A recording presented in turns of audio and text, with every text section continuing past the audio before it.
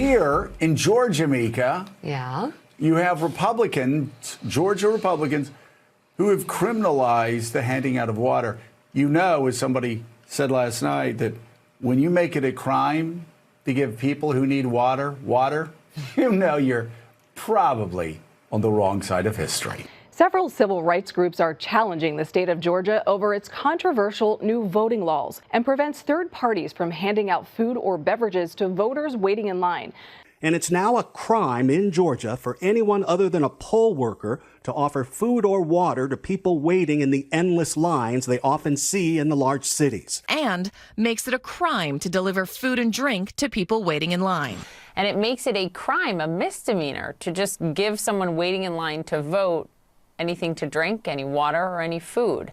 It is going to make it illegal to give somebody this that's standing in line to vote. I have never heard of water being an illegal substance in the United States. Hydrating is still legal in Georgia. The law even prohibits food and water in voting lines. They passed a law saying you can't provide water for people standing in line while they're waiting to vote. It prohibits, it makes it a crime to give food or drink to voters waiting in line. To start, most egregiously, it makes it a crime in Georgia to give food and water to people waiting in line to vote. Making giving food or drinks to a voter a misdemeanor. So if there are insanely long lines and people have been waiting for hours and they get hungry. Among other things, it's illegal for people to be given food and water if they're waiting in line to vote. The president called out one new provision that forbids providing food and water to voters waiting in line. The polling finds that 77% of Georgia voters oppose the part of the bill the president mentioned, criminalizing the distribution of food and water to people standing in line waiting to vote. Would Republicans be doing this if Donald Trump had won in November? Let me look at my crystal ball.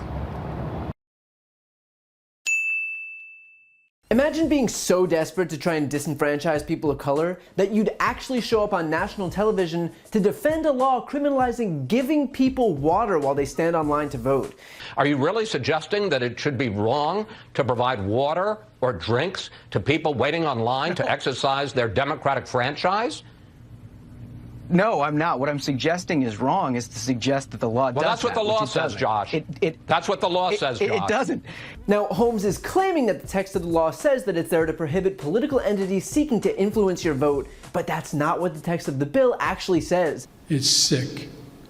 Deciding in some states that you cannot bring water to people standing in line waiting to vote. Every word of that was false. Maybe the Washington Post will start a Joe Biden lie meter. Just kidding. In fact, the Georgia law bans political organizations from bringing gifts to people who are standing in line to vote. That's called electioneering. It is banned in an awful lot of places, probably where you live.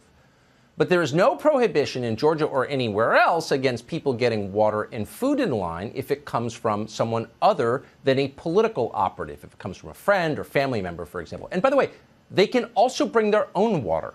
To intentionally, I believe, attempt to prevent whole populations of people from exercising their constitutional right to vote in their elections. Don't just say a group of people. All right. Give me a name. Give me a name. That's what's so frustrating about this. A lot of the points that you're putting up on the screen about banning water and food, that's not true. Voters can bring water and food in line. People can serve and hand out bottles of water and food as long as they're outside the 150-foot boundary of a polling location that we keep voters from being harassed, intimidated, or electioneered. County elections officials can still give water. He live streamed himself, making it illegal to do things like hand people water while they're standing in lines that have been known to get really, really long, like the ones we saw throughout Georgia's early voting period last fall when voters, mostly black and brown, waited in line for hours to vote. Just the way Republicans like it. Our state continues to break early voting records. More than 1 million already casting their ballots. Meanwhile, by mid-morning in South DeKalb County, voters told me they were in and out in no time. There's no line, no wait for here. You know what I'm trying to say? You're not going to be in no more than 15 minutes. Just the way Republicans like it. Imagine passing a law saying you cannot provide water or food for someone standing in line to vote. Can't do that? Come on.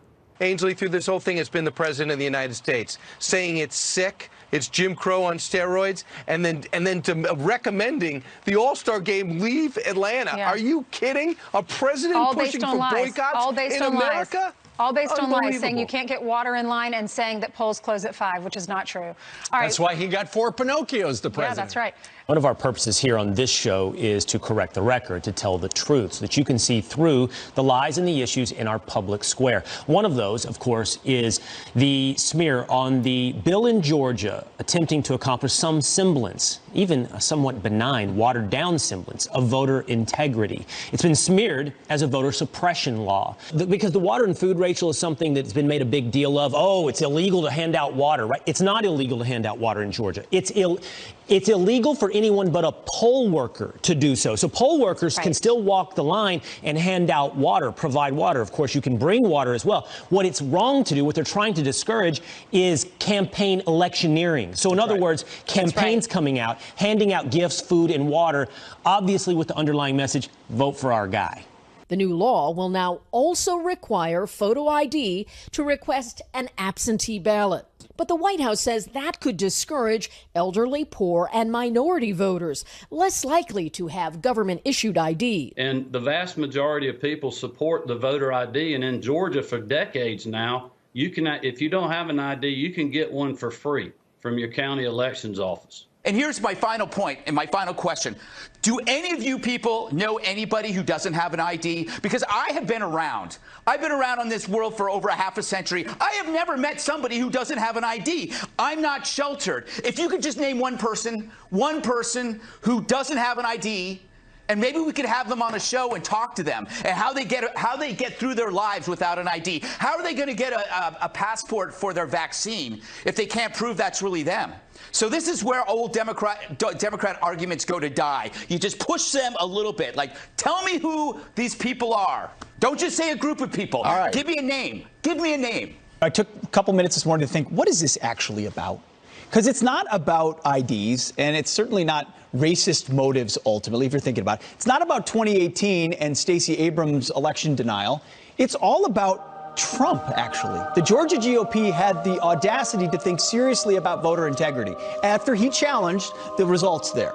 Ultimately, it's still Trump that triggers people so much they have to cancel things. They have to cancel the major all-star game. All of it comes back to the idea of someone who fought for something, and wrap it all up, I think it comes down to that. And just really quickly, once again, the measures that Georgia is putting into place are relatively benign and less restrictive than even states like New York. Good luck, baseball. That makes you ask why.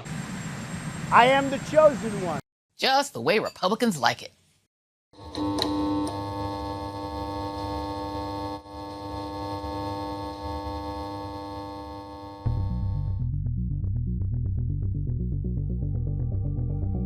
I am your voice.